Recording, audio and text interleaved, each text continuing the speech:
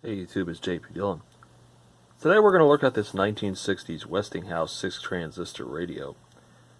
This was sent in by a buddy who's had it pretty much in the family since new. And it's suffered some injuries over the year. Obviously we've got some JB welded mends in the case, and it survived transit. It's dead. And I guess there was some sort of Mickey Mouse repair done on the board years ago, so we'll have to open it up and check it out. Not sure what exactly model it is yet till we open it up, so let's crack the case. So this is going to be an h725p6, which is white and flame. Takes a bunch of C batteries. Here it is with the cover off here. And here's the device itself. I don't see any Mickey Mouse repairs yet though. Let's shed some light on it a little bit here. Look for cracks and things.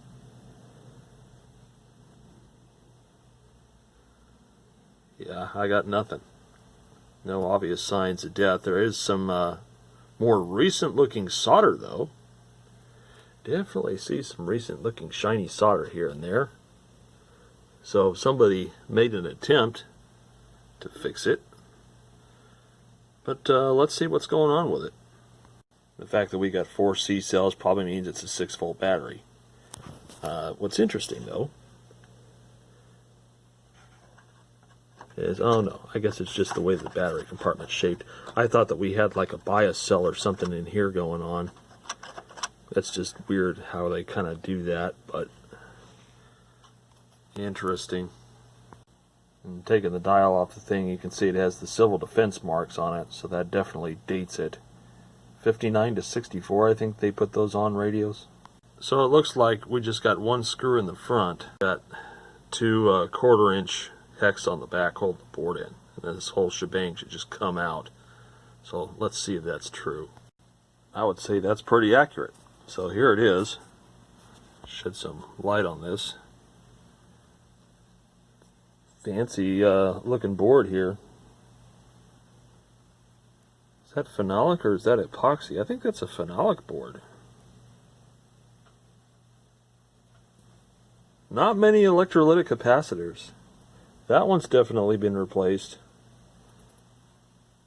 Let's see if we can find any dating information on here when that was.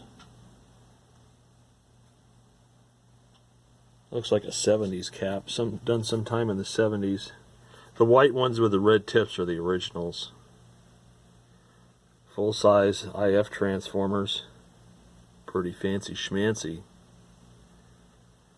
Alright, let's apply 6 volts and see what happens.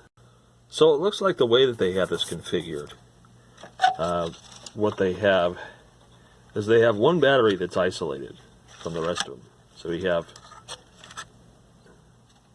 one side of this battery connected, and then that's, you know, your positive lead that goes over to the switch. And then you have your negative over there at the bottom of the totem pole there that goes down to another section on the back of the switch there.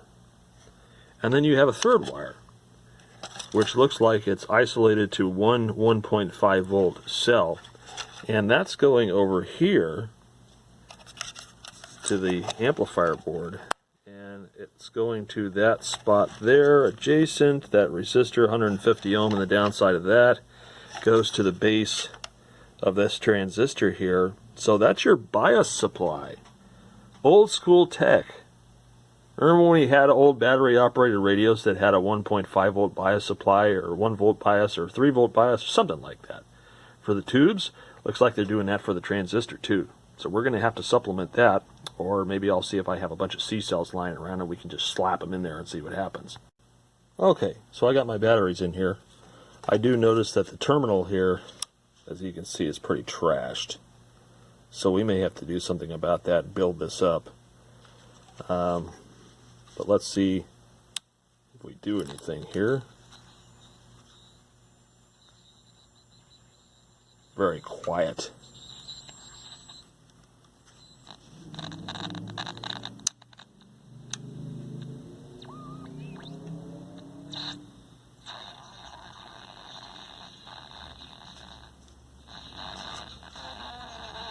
Yep, that's about the extent of our volume. It does receive though, so that tells me the front end's working.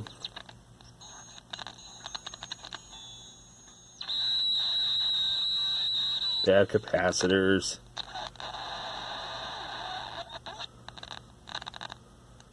Dirty tuning contacts too. It's not wanting to make contact with the rotor.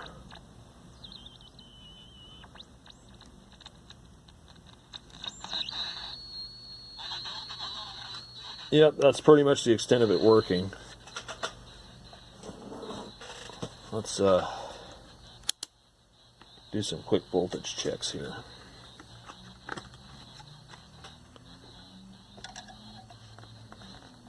Let's see if we can get this more into frame. That's a little better. Alright, so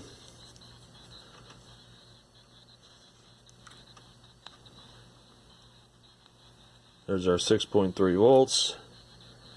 And then I should have something like 1.5 here. Actually, we have minus 3 volts. So that's our 3 volt bias there. And that little blip was me bumping the ground against something else. So our voltages coming from the battery pack is correct. So I don't have to worry about there being power supply issues afoot.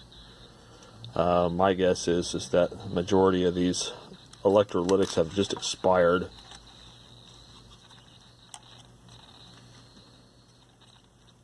Interesting how when I flex the board though, it changes.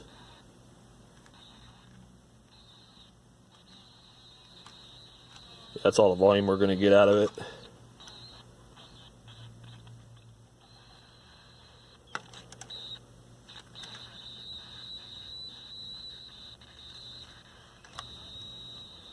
Let's check and make sure we got interstage driver transformer being alive.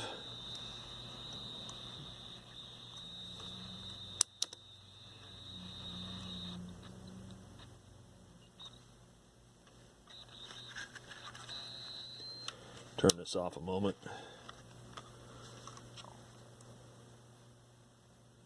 Yeah, there's our primary. Making sure I don't have a, actually that's our secondary. Primary, 38, 1.6 and 1.7. It doesn't look like those are open. Could be. I could be completely wrong, but I don't think so. So let's get out the famous cap wizard and check and see what condition our caps are in. I'm sure they're not great. Alright, so let's check out the one that was already replaced. That's kind of sad. This original one here is dead. This one over here, also dead. Let's see if there's any others here that I'm missing. Oh yeah, there's a big fat one back here. Let's get the battery pack up. And this guy back here, very likely also dead. Oh yeah, doesn't even register. None of these register. They're gone. Absolutely gone. So we have two things to combat right now. We have to obviously replace all the electrolytics all over again. This is a 1970s capacitor based on the manufacturer and writing, so that is testing poorly. It needs to go. The rest of these are all dead, so we got to change them out too. And then we have to figure out what's going on with the board, because when we bend and flex the board, the machine does erratic and different things. And then we need to, oh yeah, there's one more, the batteries. We need to figure out a way to fix the battery compartment so that the terminal back here is a little firmer on things. But that's not impossible. So what let's do, let's take some notes here, like here. I don't know if you can see that. Let's see if I can zoom in a little bit. Nope. Yeah, so that's like a 10 microfarad there. Not sure what this guy is over here yet. Looks like a 40 microfarad. So we'll just use a 47. and then this one over here underneath them. I don't know who he is yet, but yeah, we'll just make some notes, and then we'll just replace all these. This one over here, another 10 microfarad. So 2 10s, a 47, and whatever the giant one is, and we should be good to go. So let's change them out. Alright, so I got these suckers marked. We're just going to desolder and pull them out.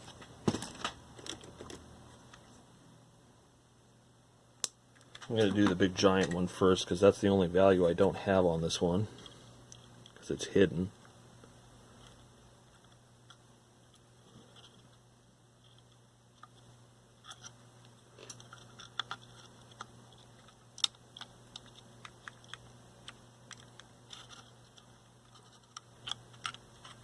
There's one, and I'm going to put a little plus symbol here since that was the plus side.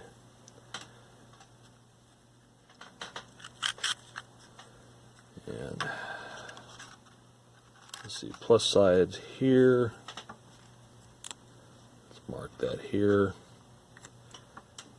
because I know me, and I know I'm going to forget. Because sometimes I got a little bit of dyslexia. And I don't need more time dumped into it needlessly because of stupidity, so we're just going to mark it.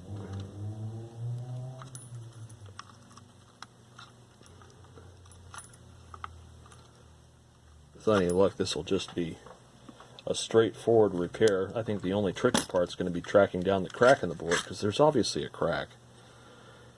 The bend and flex things in the radio stops working or does different things, then you have to know that there's a crack somewhere. And that's not uncommon. Transistor radios got dropped and kicked and banged around, taken to the beach, whatever. You don't know what you're going to find. Most of the transistor radios I have personally have had to have mass repair jobs on the board and resoldering because they got carried around. Okay, that one's been etched into the board. Whoever worked on this last was intelligent enough to mark the polarity. And we got one more here, which I'm also going to mark the polarity of.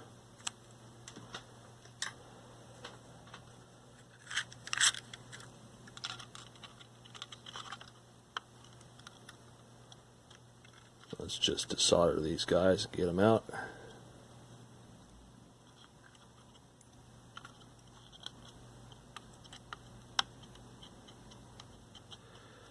That doesn't feel right. Yeah, but it's loose. Alright. Okay, so let's see what the big guy is first. He's the one flopping around in here right now. So that's a 100 microfarad, 7 volt. So I guess we can use a 16 volt for that. And then this guy's the 10. And again, because I'm an idiot sometimes, I'm just going to mark these in the positive sense.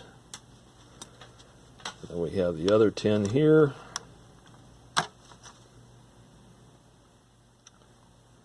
You go away, and then we have the 40 here, which will just become a 47.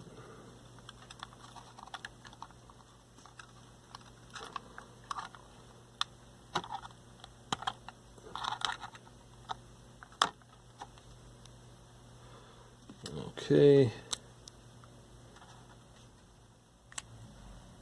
Pretty easy peasy. Let's go get some new caps. Alright, so here's our handful of new caps here. Yippee skippy. And let's see, this is our 10. Our first 10 anyway. So I'm just going to bend the leads over like that. Drop it in. Need a little bit of adjustment here.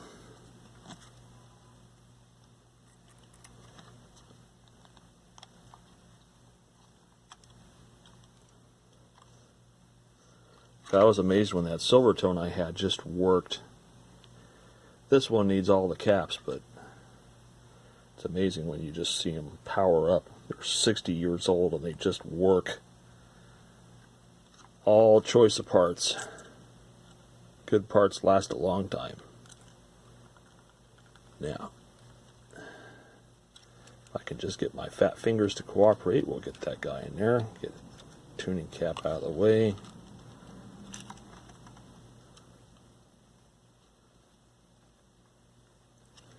And then, let's see, there's the 40.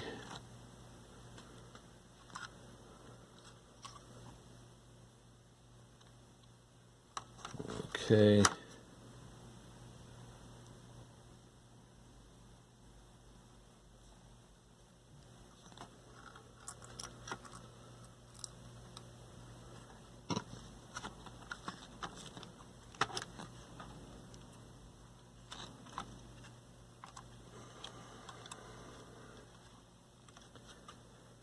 And then finally there's the 100.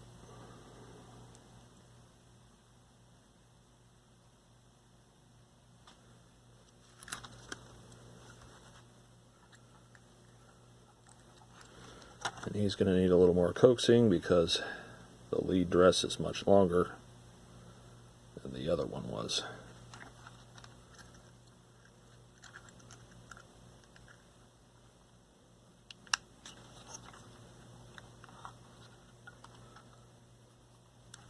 Okay, bend this stuff over. He's not quite poking through yet. Alright, so we have to readjust this again. May have to create a lead extension if I can't get this one to cooperate. Bear with me a second, I'm going to bend some stuff over.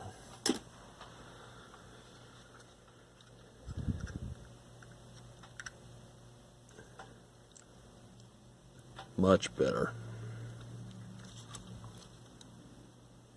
Now I know many of you are asking, why didn't he just restuff the old capacitors? Why didn't he just get axial caps?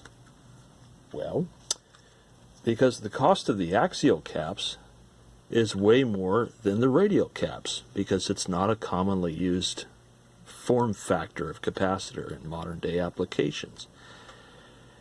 And restuffing takes a boatload of time, and when you can't even see the innards of the radio, and since it's not going to be displayed as a museum piece, I assume, with it all apart, I don't see a need to restuff. But if you want to restuff, that's on you. I'm not trying to preserve originality or looks. I'm just trying to make it run.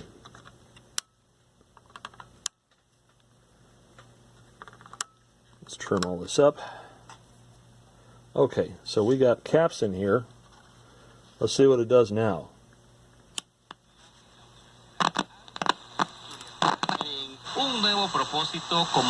Now, granted, there was a pretty big field, but you would think the sitting mayor could do better than less than a strong spice to a meal.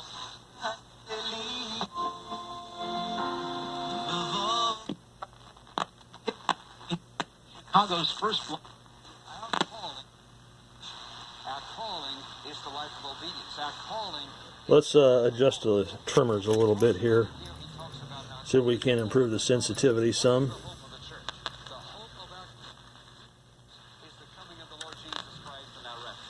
Now, when we talk about the body of Christ, we say we're talking about all the believers all over the world. If Jesus Christ were to come right now, it wouldn't make any difference where anybody is. If that person... That's a difference. They're getting to the Western Conference Finals. But those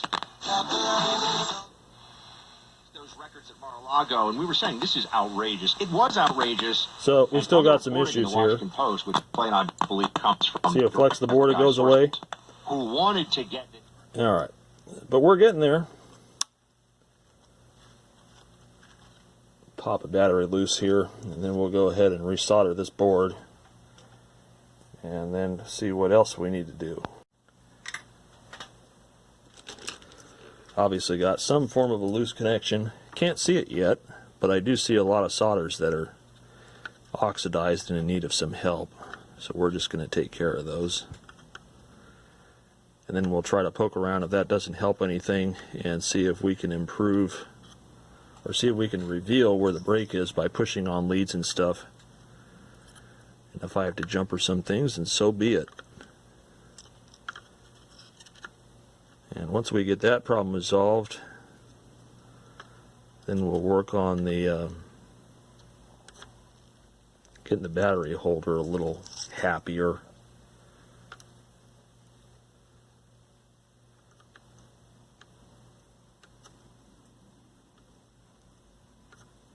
That trace there, this one right here at the very edge, looks a little questionable, so I might go over that one.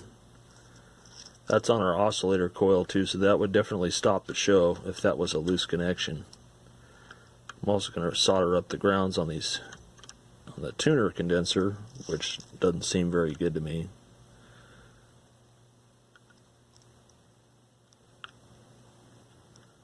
It's all the little things, but it's at least running, so we're partially there.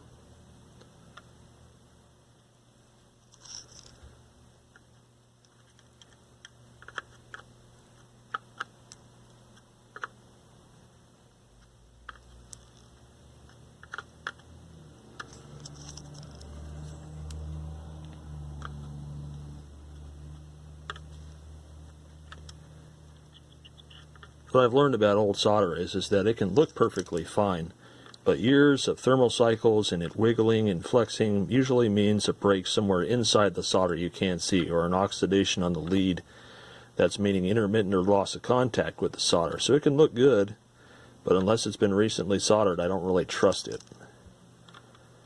So that's why we're going to go over this.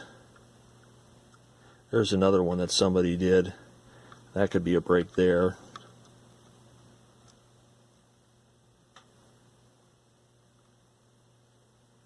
We'll just bridge that.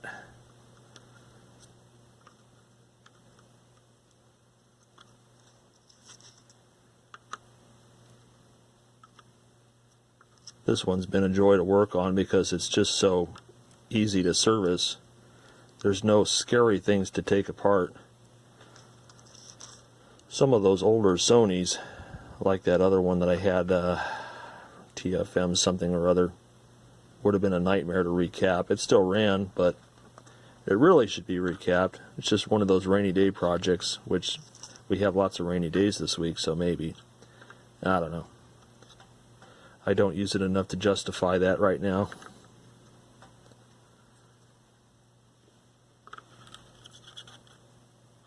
Okay. This one looks a little shoddy.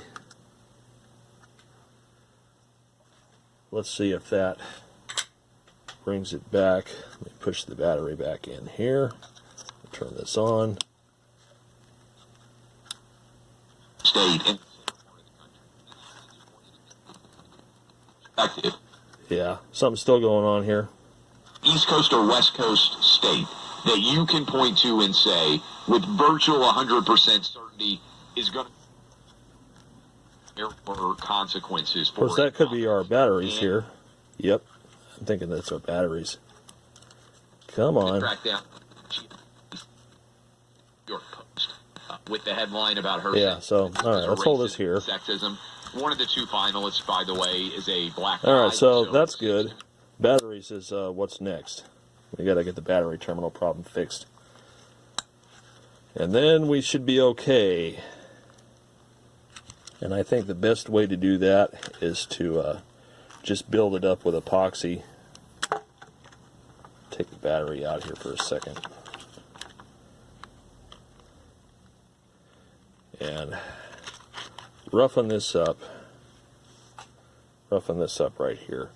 It's going to be hard for me to show that. Yeah, I don't know if I'm going to be able to show that. What I can do, we can melt a little bit of this to kind of hold it in place.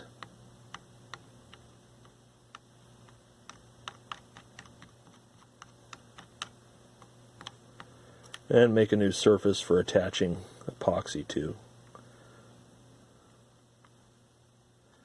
Okay, let's mix up some 5-minute epoxy and slather it on there. Alright, so I got the 5-minute epoxy mixed up. We're just going to slather it on here in a way that supports the terminal.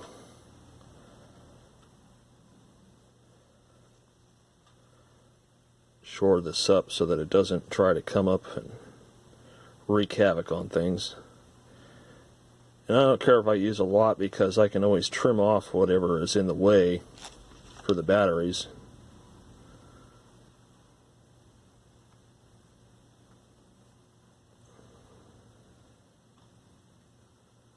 It's going to make it less likely to come apart in the future, and I'm going to even drizzle some out onto the terminal here to add additional support.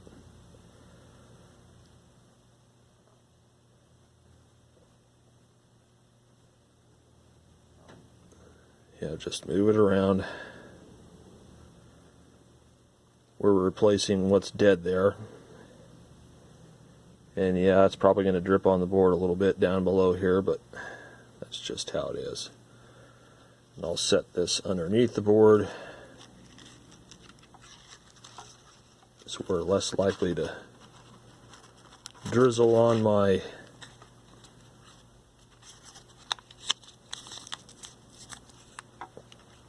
workbench here. Slap this underneath. That way if it drips, it drips.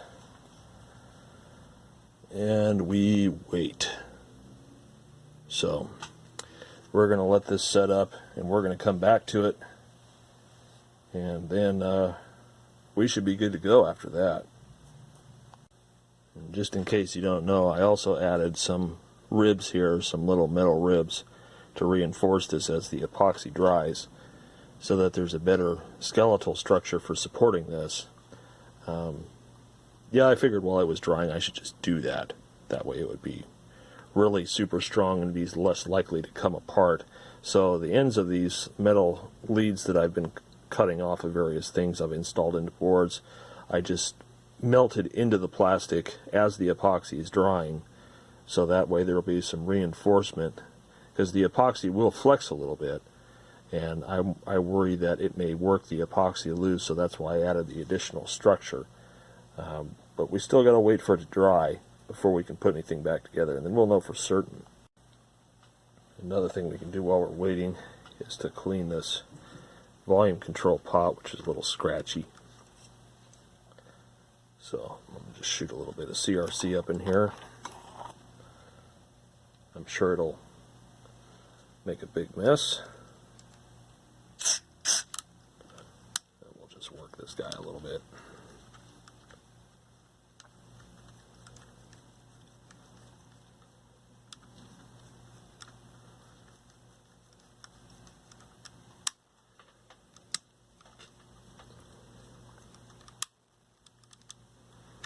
Alright, and it's almost there. I think I'll trim the little excess leads off of here while I'm waiting.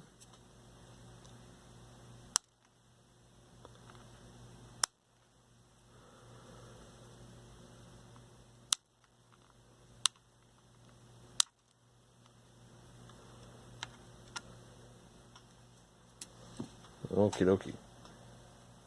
So once this thing fully dries, I'm going to put it all back in the cabinet as it would normally sit, and then we'll put the batteries back in it and see how well it behaves. Alright, so back together she is.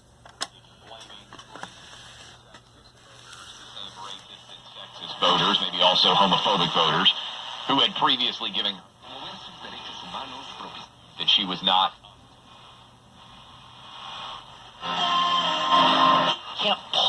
By the way, Pretty killer.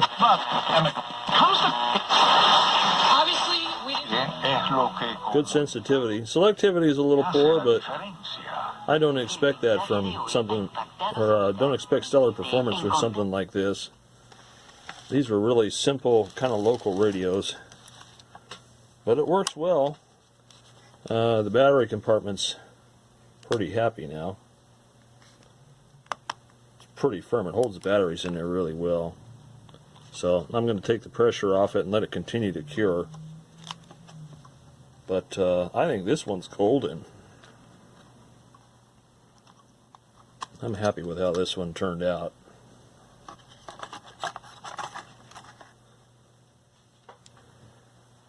And it's kind of cool that the handle and everything is part of the top. So you literally just pop it back together like this and put 2 screws in the bottom, which are these guys.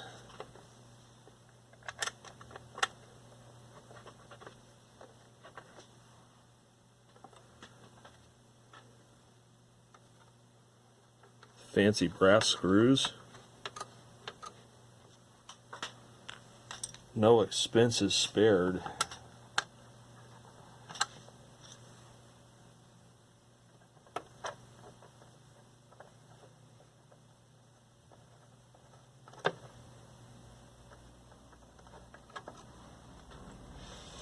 Okie dokie. Well, there she is, all back together. Happy as a clam. Recap, resolder, repair the battery terminal. We're good. So this is ready to go back home. But anyway, hope you all enjoyed watching this video, and more stuff to come.